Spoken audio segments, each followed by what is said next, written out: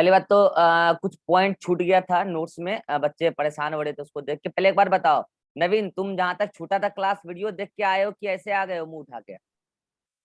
देख लिए थे सर बहुत पहले ही। पूरा लास्ट तक जहां तक हो गया है? हाँ सर, पूरा देख लिए थे। पक्का? हाँ सर। तो होमवर्क जो मिला है वो किए हो? जेनेटिक्स का काम मिला है। ग्रुप देखो, ग्रुप में देखो, ग्रुप में होमवर्क सेल मिल। रेस्पिरेशन, सेल का ना था बस। तीनों चैप्टर का होमवर्क मिला है, ग्रुप देखना ना, पता चल जाएगा। अरे ग्रुप जेनेटिक्स देखना ना, में। पता चल जाएगा। ग्रुप ए में ना होमवर्क मिला है। हाँ सर। ग्रुप देखना, वहां पता चल जाएगा होमवर्क मिला है उसका भी। ठीक है। हाँ सर। कुछ एक टर्म छूट गया था, बच्चे परेशान हो रहे थे, वो खोज रहे हैं कहाँ है। और नीचे ऊपर, हाँ यहीं पे कहीं एक टर्म था सेक्स को लेकर। इधर था क्या? तुमको याद है जी, रान बोले थे कि ये बाद में बताएंगे।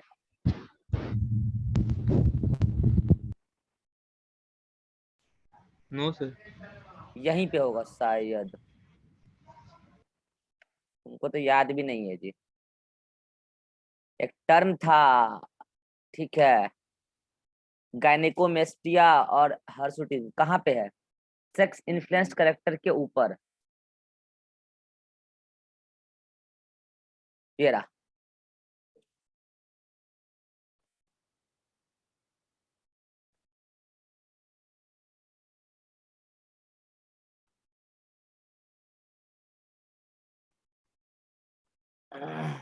हाँ, बस ये टर्म बताना था, एक टर्म छूट गया था, तुमको नोट्स में नहीं बताए थे।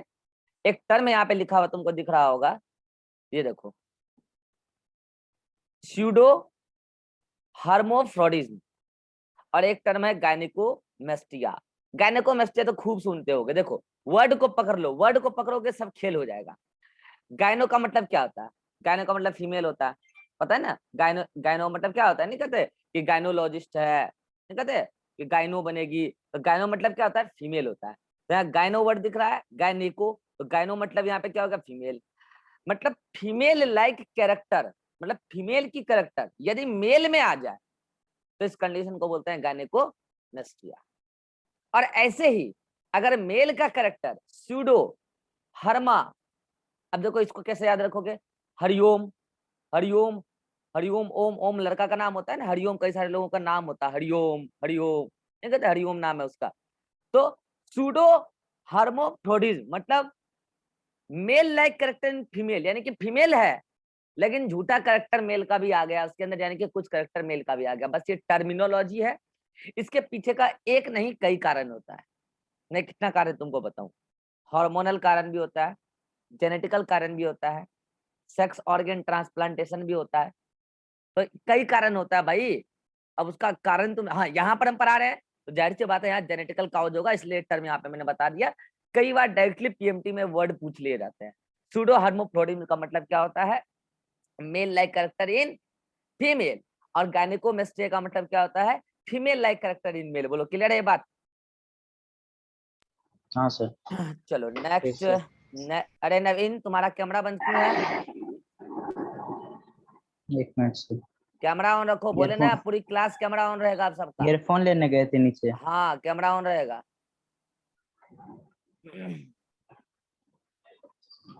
लड़का लोग कर क्या रहा है, कल सब पकड़ा गया है ना। सूत के वीडियो देख रहा है वो लड़का, तकिया लगा के एकदम सोफा लगा के सूत गया है, अब वीडियो देख रहा है। अब देखो कैसे सो के देखता है। एक और टर्म छूटा है, वो भी एक्सप्लेन कर देता है। हाँ यहीं पे होगा, इससे पहले ये रहा। ये टर्म अगर तुम नोट्स देखे हो तो ये टर्म तुम्हारा नहीं बताया गया है और ये टर्म नहीं बताया गया। इसको बता देते हैं तब आगे बढ़ेंगे। ठीक है, देखो यहाँ पे टर्म है, तुमको लिखा मिलेगा गायनेंडर, और यहाँ पे लिखा मिलेगा गायनेंड्रोमॉर्फ। यहाँ पे क्या है? मेल बॉडी, यानी कि बॉडी मेल का है, विथ पैचेज। पैचेज का मतलब समझते हो? मतलब कुछ कुछ ऑर्गेन कहीं कहीं with patches of male organ और टिश्यू, यानी कि पूरी बॉडी ऐसी है जो सेल रखती है ए प्लस एक्स एक्स क्रोमोजोम, लेकिन कुछ कुछ सेल ऐसे आ गए उसके अंदर, जेनेटिक काउज है। इसके पीछे कारण मत पता लगाओ, सब कुछ यहीं पढ़ लोगे तो एमबीबीएस में क्या पढ़ोगे, सब कुछ यहीं पढ़ा देंगे क्या? इतने पैसे में कितना पढ़ाएंगे? सब कुछ यहाँ कारण जानना जरूरी नहीं है, ठीक है? बस इतना याद रखो, कैलेंडर क्या होता है, फीमेल बॉडी होती है लेकिन उसमें कुछ कुछ मेल पैचेस। अब देखो वहां पे वो टर्म अभी जस्ट बताए थोड़ी देर पहले, फीमेल बॉडी मगर मेल का कैरेक्टर, मेल का कैरेक्टर। और मैंने कहा कैरेक्टर आने के लिए जरूरी नहीं है कि पूरा का पूरा मेल का ऑर्गन रखे, हार्मोनल का भी हो सकता है। ठोस देंगे कोई लड़की में जाकर टेस्टोस्टेरोन का सारा इंजेक्शन, लड़की बवाने लगेगी, आए करने लगेगी लड़का की तरह। नवीन तुम कैमरा बंद क्यों कर रहे हो बार बार? क्या करते हो तुम पढ़ाई के बाद? नवीन डिस्कनेक्ट हो गया क्या लड़का? कैमरा बंद क्यों करते हो तुम बार बार? सर फोन गिर जा रहा है, पकड़ के थोड़ी रखेंगे 3-4 घंटा हम। तो ऐसा ऐसे ऐसे कहीं पे रखो ना क्लास के लिए। वही रखे हैं सर, देखिए टेबल पे रखे हैं ना, ये ठीक है, फिसल जा रहा है इससे। ठीक है सुनो, तो ये टर्म जो है ये टर्म तुमको कंफ्यूज करेगा। देखो मैंने पहले ही बताया, अभी जस्ट एक टर्म बताया था, याद करो। एक टर्म अभी क्या बताया मैंने, स्यूडो स्यूडो हर्मोफ्रोडिज्म अभी बताया था ना। अब ये दोनों टर्म फीमेल के लिए ही है, ये भी और ये भी, मगर अंतर है। यहाँ पे क्या है, मेल का कैरेक्टर फीमेल के बॉडी में आ गया है और यहाँ पे मेल का ऑर्गन फीमेल में आ गया। कुछ कुछ ऑर्गन, पूरा नहीं, कुछ कुछ टिश्यू ऐसा जो ए प्लस एक्स वाई रख लिया है। तो दोनों वर्ड में अंतर है। यहाँ पे करेक्टर आया तो हो सकता है जीन की वजह से भी आया हो सकता है एक्सटर्नली किसी कारण से भी आ गया हो, काउच कई सारे हो। लेकिन अगर मेल ऑर्गन मेल टिश्यू बन गया तो पक्का है कि उसके सेल में ये कंडीशन आया होगा, तभी हम बोल रहे हैं कि वो मेल टिश्यू रख लिया अपने पास। लेकिन फीमेल बॉडी क्यों बोले? ज्यादातर सेल उसके कौन सा जीनोटाइप रखते हैं, ये वाला। बोलो बात क्लियर है? तो गैनेंडर क्लियर है? गैनेंडर और सूडो हार्मोफ्रोडिक में कंफ्यूज नहीं होना है, ठीक है? चलो नेक्स्ट टर्म लेते हैं। नेक्स्ट टर्म देखो, यहाँ पे लिखा है तुम्हारे सामने है गैनेंड्रोमॉर्फ। इसका मतलब क्या है? इसी को सेक्स मोजैक भी कहते हैं। कल नवीन पूछ रहा था डाउट सेल में, सर मोजैक का मतलब क्या होता है? कल वर्ड आया था सेल में फ्लूइड मोजैक, तो हमने कहा था फ्लूइड का मतलब लिक्विड और मोजैक का मतलब सॉलिड, मतलब सेमी सॉलिड। सेमी सॉलिड बोलो या सेमी लिक्विड बोलो, एक्चुअली मोजैक का मतलब होता है आधा अधूरा या सेमी, यूं समझो। मतलब सेक्स जो है ना आधा अधूरा, ना अच्छे से मेल हो पाया ना अच्छे से फीमेल हो पाया, मतलब सेक्स में दोनों टाइप का मिला। वहां देखो हमने कहा ना फ्लूइड मोजैक, मतलब लिक्विड भी है और लिक्विड के साथ लिक्विड पूरा नहीं है, तो क्या है? तो मैंने कहा मोजैक के नाम पे वहां सॉलिड है सेल मेम्ब्रेन में। ऐसे आज वर्ड आ गया सेक्स मोजैक, मतलब सेक्स या तो मेल होता है या तो फीमेल होता है यार, लेकिन ना तो पूरा बॉडी उसका फीमेल हो पाया ना ही पूरा उसका पूरा बॉडी मेल हो पाया। यानी कि ऐसे पर्सन, ऐसे ऑर्गेनिज्म जिसका बॉडी का आधा आधी सेगमेंट मेल हो और आधा आधी सेगमेंट फीमेल हो। अब इसका ये मतलब ये नहीं है कि कोई इंडिविजुअल है और इधर टेस्टिस लेके घूम रहा है और इधर ओवरी लेके घूम रहा है, इसका मतलब ये कतई नहीं है। इसका मतलब ये है कि उसके बॉडी में आधा तर पूरी की पूरी बॉडी रखती है ए प्लस एक्स वाई जीनोटाइप और आधी पूरी की पूरी बॉडी रखती है ए प्लस एक्स एक्स जीनोटाइप। तो बोलोगे सर तो इसमें और इसमें अंतर क्या? अरे मैं कह रहा हूं ऊपर वाला जो था गैनेंडर, उसमें था क्या? गैनेंडर में था पूरी बॉडी ज्यादातर double A plus X X रखती है, कुछ कुछ double A plus X Y. लेकिन यहाँ तो क्या है, आधा आधी बॉडी ही पूरा क्या रख रही है, double A plus X Y, और आधा आधा पूरा बॉडी ही क्या रख रहा है, double A plus X x. अंतर समझ में आया दोनों में? ऐसा ऑर्गेनिज्म रेयर होता है, बहुत स्पेशल होता है, एग्जांपल ड्रोसोफिला और सिल्कवर्म। अच्छा बच्चा बोलेगा सर ऐसा हो कैसे जाता है? देखो सपोज करो कि ये जीनोटाइप था, ठीक है, double A plus X x, ठीक है, फीमेल बॉडी आई मान लो। अब जायगोट बन गया, मान लो फीमेल जायगोट बना, फीमेल जायगोट बना, तुम समझ चुके हो कैसे बन गया, बता रखे हैं। अब जायगोट क्या करेगा, अपने अंदर बहुत सारा मल्टीपल डिवीजन करेगा, माइटोसिस डिवीजन होता है, तब जाके एम्ब्रियो बनता है, पूरा बॉडी का फॉर्मेशन होता है। माइटोसिस के दौरान क्या हो गया जो जायगोट बना पहला सेल, जो माइटोसिस कर रही थी, उसी दौरान क्या हुआ, उससे जब 2 सेल बनना है तो माइटोसिस में सेम टू सेम कॉपी बनेगा। तो एक तरफ क्या हुआ, जब डिवीजन हो रहा था तो एक तरफ मान लो ये डिवीजन है, एक्स मतलब ऑटोसोमल सेम तरीके से गया, लेकिन ये एक्स एक्स जब अरेंज हुआ मेटाफेज में, तो एक तरफ का तो एक्स क्रोमोसोम ने अपना पूरा स्प्लिटिंग करा लिया, ये वाला एक इधर एक्स चला जाएगा, एक इधर एक्स चला जाएगा, लो। लेकिन इधर वाले ने क्या किया, ये माइक्रोट्यूब्यूल देखो इनकम्प्लीट है, यहाँ पे दिख रहा है इनकम्प्लीट माइक्रोट्यूब्यूल है, जो अटैच होता है क्रोमोसोम के साथ उसको तोड़ने के लिए, सेंट्रोमियर को, ये अटैच हो नहीं पाया, तो ये पूरा का पूरा एक्स एक तरफ चला गया डबल क्रोमेटिड कंडीशन में, और एक तरफ एक्स आया ही नहीं, जीरो रह गया। तो बताओ ऐसे वाले जो सेल होंगे उसमें क्या हो गया, ए प्लस एक्स जीरो वाला कंडीशन आ गया कि ना आ गया। अब यहां से अब ये वाला सेल जब जब डिवीजन करेगा माइटोसिस, क्योंकि ऐसा एम्ब्रियोनिक कंडीशन में हो गया ना, तो ये जब जब डिवीजन करेगा तो ये यही क्रिएट करेगा double A plus X zero, और ये वाला हो गया double A plus X x, तो ऐसा वाला जब जब डिवीजन करेगा तो ऐसा ही प्रोड्यूस होगा। इस चक्कर में आधा का आधा पूरा बॉडी क्या हो जाएगा, double A plus X x, और आधा का आधा पूरा बॉडी ही क्या हो जाएगा, double A plus X zero. और तुम जानते हो ड्रोसोफिला के केस में double A plus X zero male हो जाता है, पता है ना, वहाँ वाई क्रोमोसोम होना जरूरी नहीं है, वहां पे निकालते हैं, फार्मूला बता रखे थे सेक्स इंडेक्स रेशियो से। तो ये गैनेंड्रोमॉर्फ है, इसी को सेक्स मोजेक कहते हैं, बहुत ज्यादा इंपॉर्टेंट नहीं है, एनसीईआरटी में भी नहीं है, लेकिन पहले 2011-12 में आया हुआ है पीएमटी में इंटर, तो अब चूंकि आया हुआ है तो आ सकता है, ऐसा नहीं कि नहीं आ सकता, इसलिए मैंने बता दिया, ठीक है। अब नोट्स में तुम्हारा पीछे का कुछ भी छूटा हुआ नहीं है।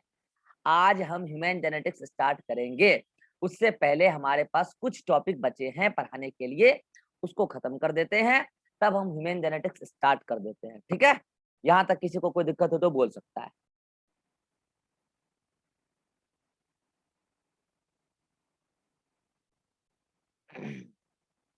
क्लियर। तो सबसे पहली बात तो नोट्स में एक एडिशन करो, यहाँ पे लिखा ना इन मैमल्स, यहाँ पे लिखो, इस लाइन को ऐसे काटो, ऐसे लिखो इन मैमेलियन फीमेल, सही करो नोट्स में, इन मैमेलियन फीमेल। देख लो नोट्स लेके कोई नहीं बैठा है, नोट्स लेके कोई नहीं बैठा है, सब गधा सब है।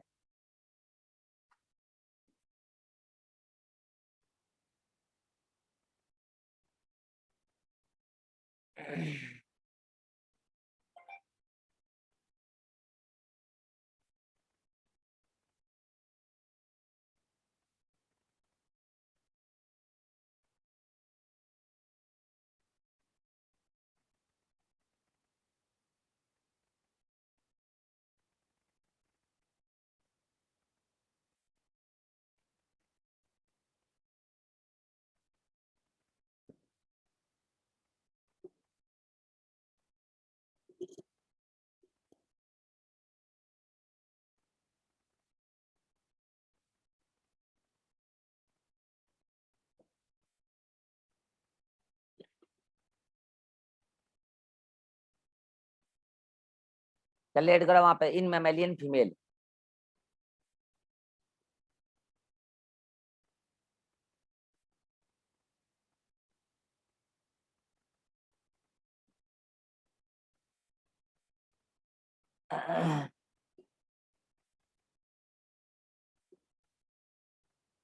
अब देखो यहाँ पे हेडिंग डाला होगा, cytological basis of sex determination और आइडेंटिफिकेशन।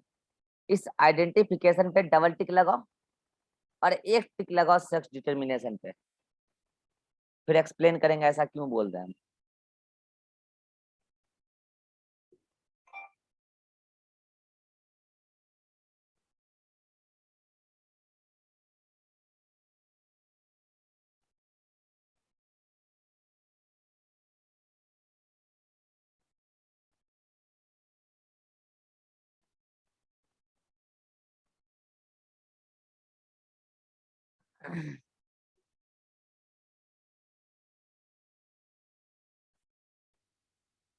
हो गया,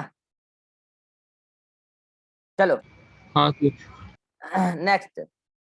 नेक्स्ट हम बता रहे हैं तुमको कि ये हमारा लास्ट टॉपिक है सेक्स डिटर्मिनेशन का, cytological basis of sex determination.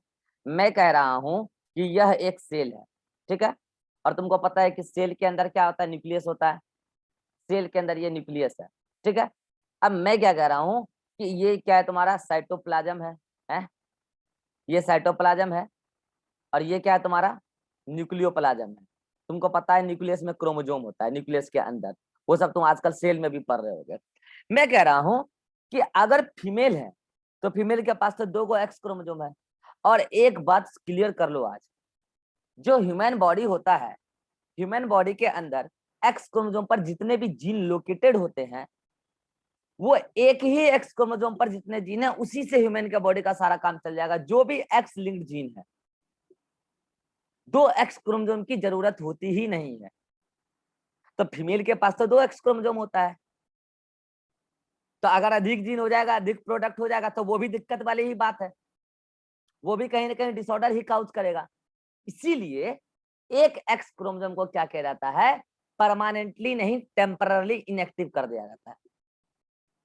जैसे मान लीजिए 2 क्रोमोजोम है, एक्स क्रोमोजोम, एक को क्या किया जाता है, हिस्टोन प्रोटीन इतना ज्यादा ला के उसको पैक कर दिया जाता है कि वो क्रोमोजोम पूरा का पूरा पैक हो जाता है। इसी को बोलते हैं फैकल्टेटिव हेटेरोक्रोमेटिन। याद करो, अभी बताएं, क्रोमोजोम में हाल ही में पढ़ाएं सेल में, कि वो इतना ज्यादा पैकेजिंग हो गया कि वो अब रेप्लिकेशन नहीं करेगा। अब नहीं करेगा तो वो बना रहेगा, कोई काम ही नहीं करेगा अभी, तो कोई काम ही नहीं करेगा अभी, वो ट्रांसक्रिप्शन भी नहीं करेगा अभी तो। हाँ, लेकिन जब उसको रेप्लिकेशन करना होगा इन फ्यूचर, तो वो खुलेगा। वो पहले क्या होगा, खुलेगा, और जब वो खुलेगा तो मतलब इसका मतलब वो टेम्पररी ये हुआ था, बाइंड हुआ था, टेम्पररी पूरा का पूरा जकड़ा था, हेटेरोक्रोमेटिन टेम्पररी था, इसलिए इसको बोलते हैं फैकल्टेटिव हेटेरोक्रोमेटिन। ऐसा क्यों हुआ, तो मैंने तुम्हें बोला, देखो ह्यूमन के अंदर एक ही एक्स क्रोमोसोम सफिशिएंट है, किस चीज के लिए, उन सारे जेनेटिकल कैरेक्टर को डेवलप कराने के लिए जो genetical character x linked gene से बनता है। तो मेल में तो एक्स वाई होता ही है, तो एक एक्स क्रोमोसोम सफिशिएंट, हम तो बोल ही रहे हैं, लेकिन फीमेल में तो 2 एक्स होता है, तो एक एक्स क्रोमोसोम को बंद के रख दो।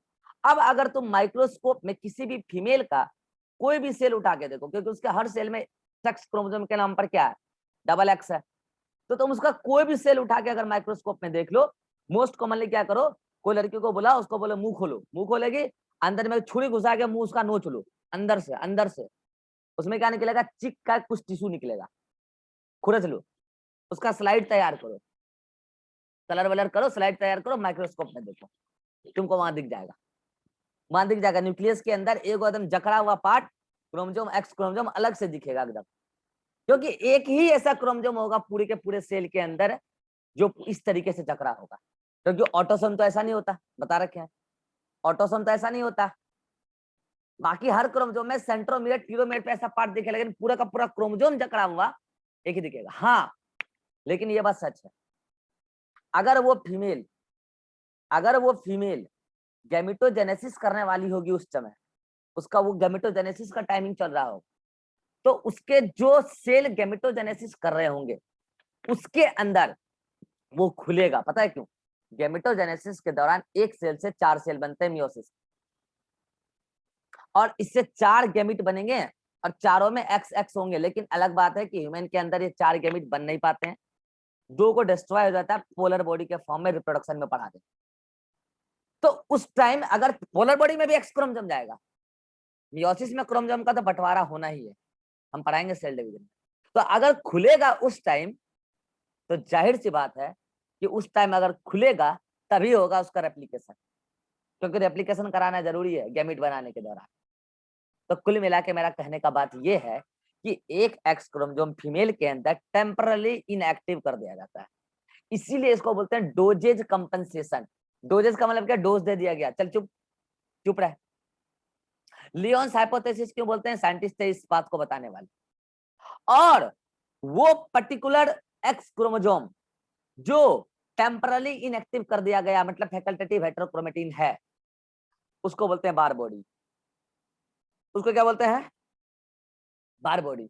इसका मतलब बार बॉडी क्या रिप्रेजेंट करता है, बार बॉडी ही वो चीज है जो ये रिप्रेजेंट कर रहा है कि इसके अंदर एक पर्टिकुलर क्रोमोसोम क्या हो गया है, टेम्पररी इनएक्टिव हो गया। अच्छा, टेम्पररी किस बेसिस पे बोले? क्योंकि जरूरत पड़ने पे दोबारा एक्टिव हो सकता है। तो बोलो, साइटोलॉजिकल बेसिस से तुम सेक्स डिटर्मिनेशन कर रहे हो कि आइडेंटिफिकेशन कर रहे हो? अरे भैया, सेक्स डिटर्मिनेशन तो तभी हो गया था जब फर्टिलाइजेशन हो रहा था, तभी डिटरमाइन हो गया कि लड़की होगी। अब तो आप उस लड़की का सेल लाके आइडेंटिफाई कर रहे हो। और पता है, पुराने जमाने में इस टेक्निक का यूज किया जाता था सेक्स आइडेंटिफिकेशन के लिए, हाँ सॉरी डिटर्मिनेशन के लिए। कैसे, मैं बता रहा हूँ। एमनियोटिक फ्लूइड एक नाम का एक चीज होता है, आपको बताएंगे रिप्रोडक्शन में। एमनियोटिक फ्लूइड को निकाल लिया जाता था, वह मदर का टिश्यू होता है इनफैक्ट, और उसी से एम्ब्रियो बनता है। तो उस एमनियोटिक फ्लूइड में जो जीनोटाइप होगा बच्चे का भी वही होगा। तो उस एमनियोटिक फ्लूइड में जो सेल्स हैं, उस सेल्स का जीनोटाइप पता किया जाता था माइक्रोस्कोप में देख के, केवल सेक्स क्रोमोसोम को। तो कई बार क्या हो जाता था, लोग धोखे भी खाते थे। होता लड़का था, पता चल जाता था लड़की, क्योंकि लड़का में बार बॉडी नहीं होगा, नॉर्मल लड़का में नहीं होगा ना, क्योंकि एक ही एक्स क्रोमोसोम, उसको क्यों इनएक्टिव करेंगे? उसके अंदर बार बॉडी नहीं होगा, केवल लड़का में होगा बार बॉडी, सॉरी केवल लड़की में होगा बार बॉडी। तो इसीलिए पुराने जमाने में इसको सेक्स डिटर्मिनेशन के लिए यूज किया जाता है, लेकिन ये बकवास टेक्निक था। आज की डेट में सेक्स आइडेंटिफिकेशन के लिए भले यूज कर लिया जाएगा, सेक्स डिटर्मिनेशन के लिए से अच्छे अच्छे टेक्निक आ चुके हैं। तो इसलिए मैंने डबल टिक लगवाया किसपे, आइडेंटिफिकेशन के लिए। ऑलरेडी पता है कि लड़की है, लड़की का पता करना है कि इस लड़की है कि नहीं, कंफर्म करना है। तो इसके लिए आप आइडेंटिफाई कर सकते हो इससे, ठीक है। तो ये होता है sex cytological basis of sex determination. Cytoplasm के अंदर न्यूक्लियर प्लाज्म, उसके अंदर ये। अब रही बात कि आप इस बार बॉडी को मोर क्लियरली कहाँ देख सकते हो, मैंने एक तो बता दिया चिक वाले सेल में। इसके अलावा एक सेल और है, न्यूट्रोफिल का नाम सुने हो? न्यूट्रोफिल, डब्ल्यूबीसी याद आया? Yes sir. ये रहा डब्ल्यूबीसी। डब्ल्यूबीसी की न्यूक्लियस के अंदर जो पर्टिकुलरली फीमेल का एक्स क्रोमोसोम इनएक्टिव होता है, वो इस टाइप से दिखता है। देखो, इस टाइप से, इस टाइप से दिखता है।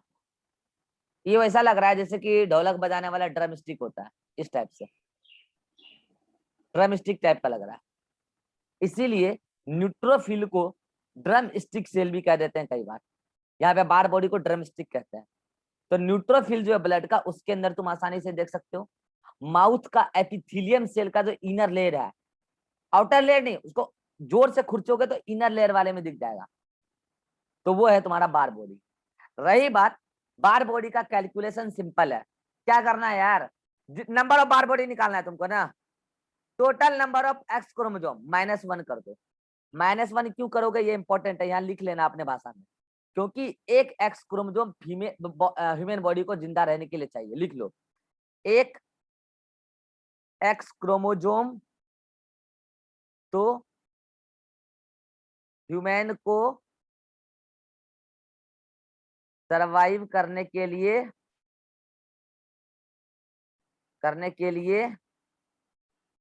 चाहिए ही चाहिए। लिख लो, एक एक्स क्रोमोसोम तो चाहिए ही चाहिए।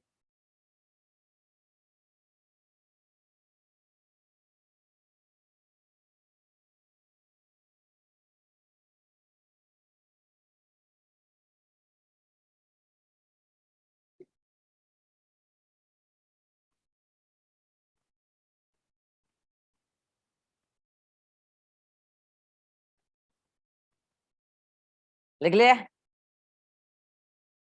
चलो, नेक्स्ट आता है तुम्हारा फॉर्मूला, बता ही दिए, नंबर ऑफ एक्स क्रोमोसोम -1। अब तुम लोग को बताना है, यहाँ नोट्स मत देखना, नोट्स मत देखना, नोट्स देख के बताओगे तो तुम्हारा ही नुकसान है। लो ना, मैं आंसर ढक देता हूँ।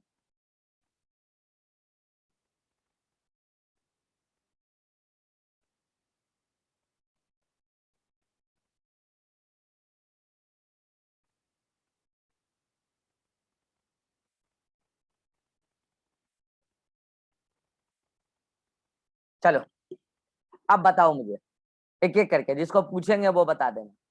पहला वाला कंडीशन बता रहे, एक्स एक्स लड़की है, यानी कि नॉर्मल लड़की है, ह्यूमन के अंदर की बात चल रही है। इसके अंदर बार बॉडी बताओ।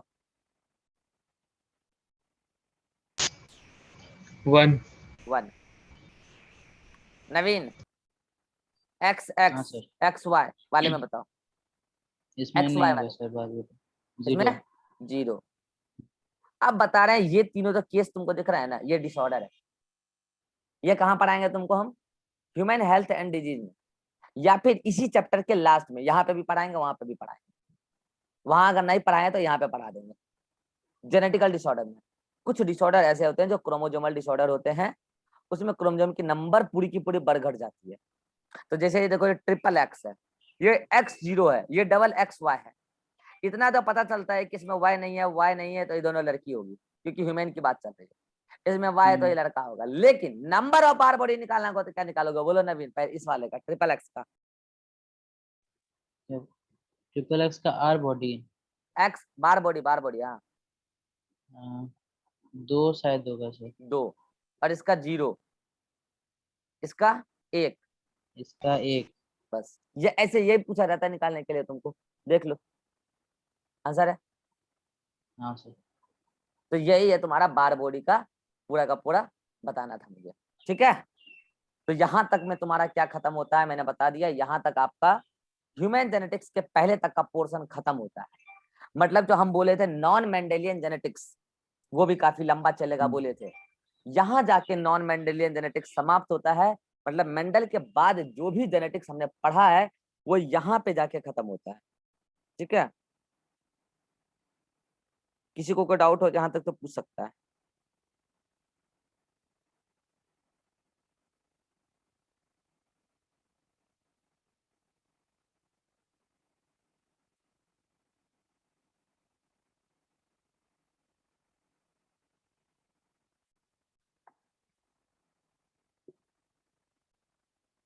अब देखो, इस मीटिंग का 10 मिनट बचा हमारे पास, ठीक है।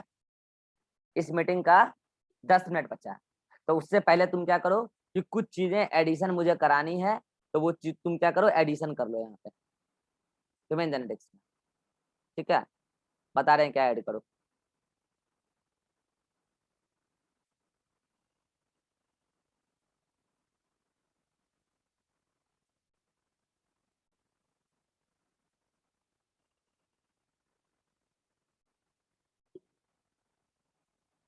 यहाँ पे लिखो, तो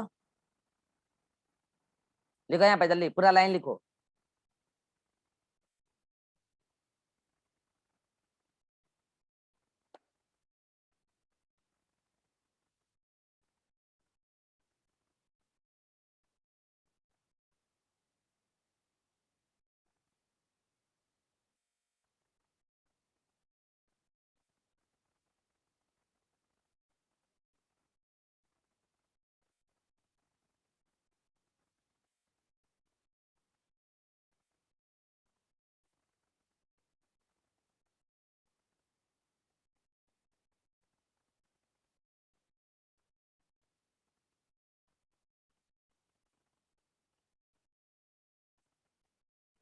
लिखो 6 नंबर में हेडिंग डाल के लिख लो, ह्यूमन सेल। यहाँ पे human have many quantitative character, bracket में polygenic inheritance which is affected by environmental factors. लिख लो जल्दी से यहाँ पे।